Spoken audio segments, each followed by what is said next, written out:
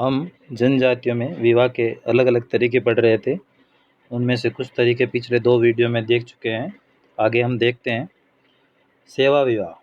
विवाह की यह पद्धति उन जनजातियों में पाई जाती है जहाँ विवाह के इच्छुक युवकों को कन्या के माता पिता के यहाँ जाकर खूब सेवाएं करनी पड़ती है और तब पुरस्कार के रूप में उनको लड़की मिलती है।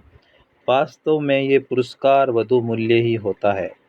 भारत की बिरहोर जनजाति, खस, कोमांचे, इंडियनों में ये प्रथा पाई जाती है। साइबेरिया की चुकची, कोरपक और युकादे जनजातियों में सेवा विवाह काफ़ी अधिक प्रचलित है।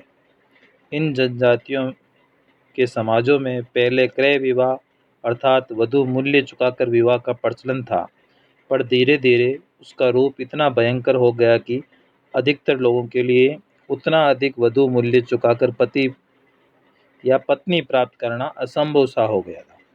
इसलिए बाध्य होकर उन्हें सेवा विवाह की शरण लेनी पड़ी।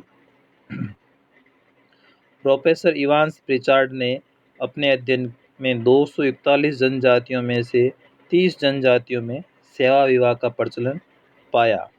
कुछ जनजातियों में विवाह करने से पहले ही युवक को अपनी भावी ससुराल में रहकर सेवा प्रदान करनी पड़ती है और कुछ जनजातियों में विवाह करने के बाद वर तब तक पत्नी को अपने घर नहीं ले जा सकता जब तक कि वे आवश्यक वधू मूल्य के बदले कुछ दिनों तक सास ससुर को अपनी सेवा प्रदान नहीं कर देता है। आगे है सहमति और सहपलायन विवाह। इस विवाह का भारतीय जनजातियों में प्राचीन काल से ही पर्याप्त प्रचलन है।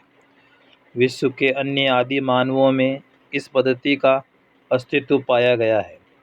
इस पद्धति के अंतर्गत युवक व युवती स्वेच्छा से शादी करने के लिए सहमत होने पर प्राय अपने गांव से भाग जाते हैं, क्योंकि माता पिता की विवाह की अनुमति नहीं देने या सामाजिक प्रतिबंधों के कारण उनके लिए अपने गांव में रहकर शादी करना संभव नहीं होता है।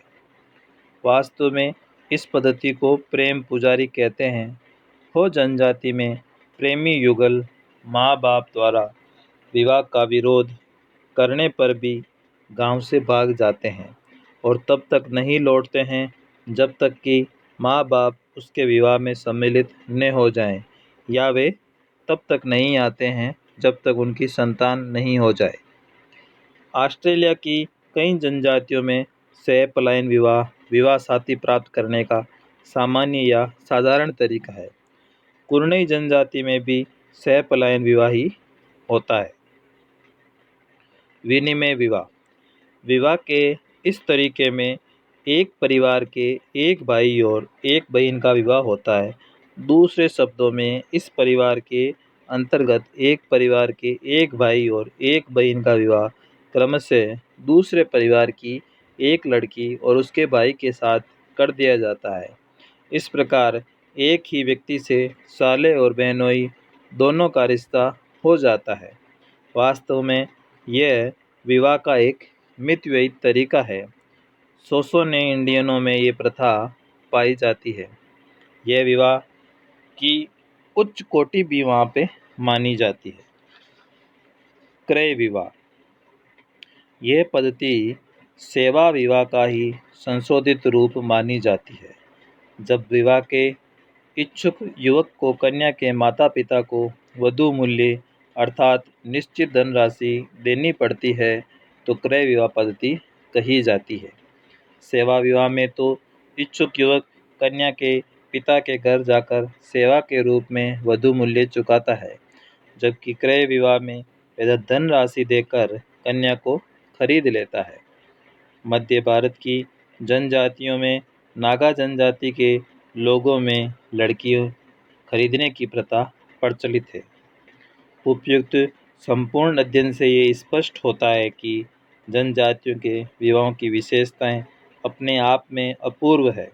उनमें न तो धार्मिक संस्कार है और न ही आजीवन का नाता। इसमें से अनेक प्रकार के विवाहों का प्रचलन उनमें पर्यावरण या आर्थिक जीवन से संबंधित है। एक तरह से शहरी विवाह प्रणाली से बिल्कुल ही भिन्न है।